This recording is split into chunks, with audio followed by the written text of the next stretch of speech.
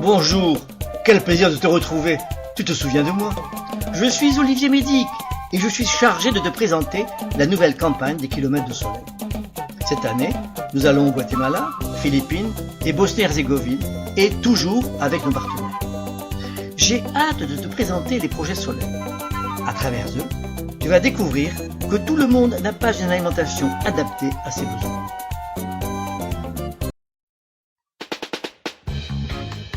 Où allons-nous?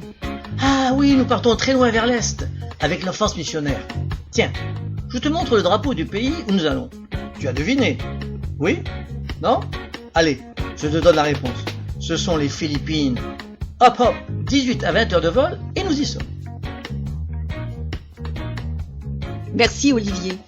Moi c'est Olivia et j'ai quelques informations à te donner. Les Philippines, c'est un ensemble de 7000 îles dont certaines ne sont pas habitées.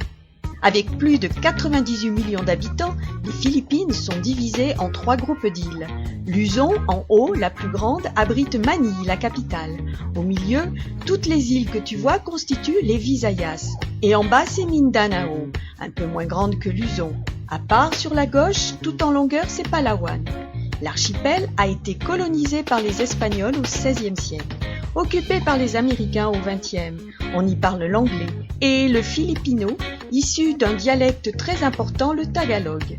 Mugadang Umaga, bonjour. Les Philippins sont en majorité catholique. La population a été évangélisée par les missionnaires venus à la suite des Espagnols. Les Philippins sont très fervents. Ils vouent un culte particulier à la Vierge Marie. La Semaine Sainte donne lieu à de grandes processions. Nous survolons Manille, la capitale. Au loin, on aperçoit Makati, la partie moderne de la ville. Ici, la concentration de population est très importante, comme en témoignent les rues grouillantes de monde. De juin à octobre, c'est la saison des typhons, et la ville peut subir jusqu'à 20 tempêtes tropicales par an. Le pays est aussi sujet aux éruptions volcaniques et aux tremblements de terre. Ah, les modes de transport philippins, il n'y a pas plus original. En ville, on peut prendre un jeepney, vieille jeep de l'armée américaine transformée en minibus, et pour les courts trajets, des tricycles de fabrication parfois très artisanale. Le long des plages de sable blanc, comme ici sur l'île de Bohol dans les Visayas, tu pourras voir les bancas, barques traditionnelles des pêcheurs philippins, et pour circuler d'île en île, tu prendras des bancas plus importantes aménagées pour le transport des touristes.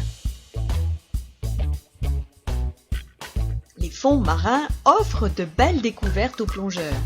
La pêche est une activité importante, comme en témoigne ce marché aux poissons de Roxas sur l'île de Panay dans les Visayas.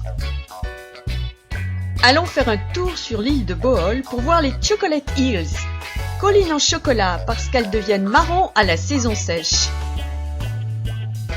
Je ne résiste pas au plaisir de te faire découvrir un animal unique et très fragile. C'est le tarsier. Avec ses gros yeux, on dirait un extraterrestre.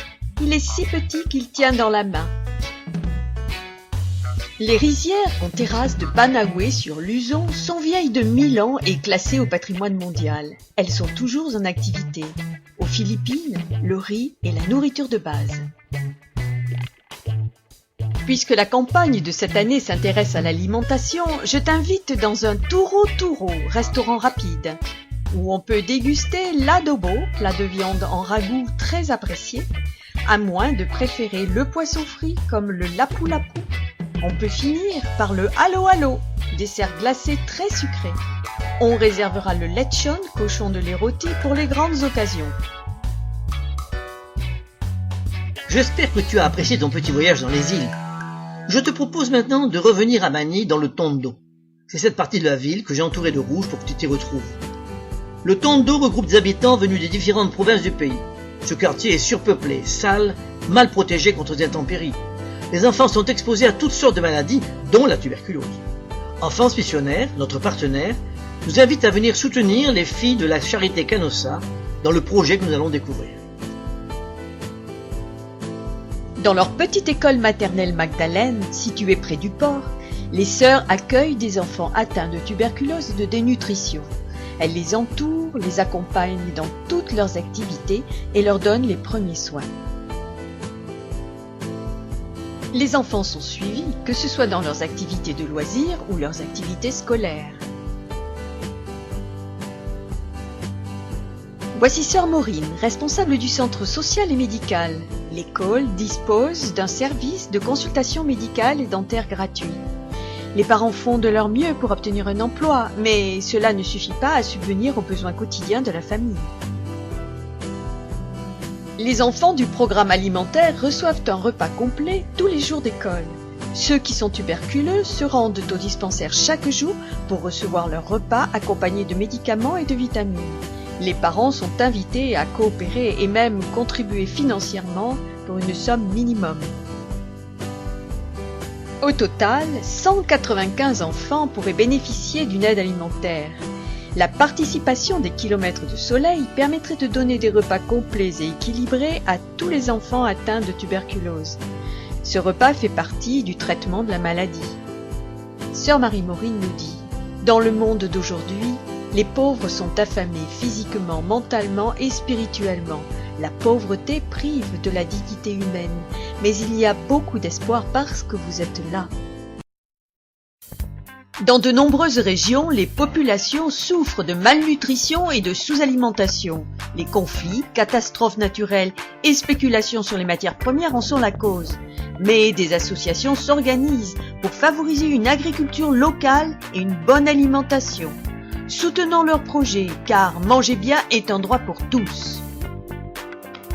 Allez, bonne campagne 2014-2015. Pense à te nourrir correctement et n'oublie pas non plus d'aller voir les autres projets. Tu voyageras dans d'autres pays.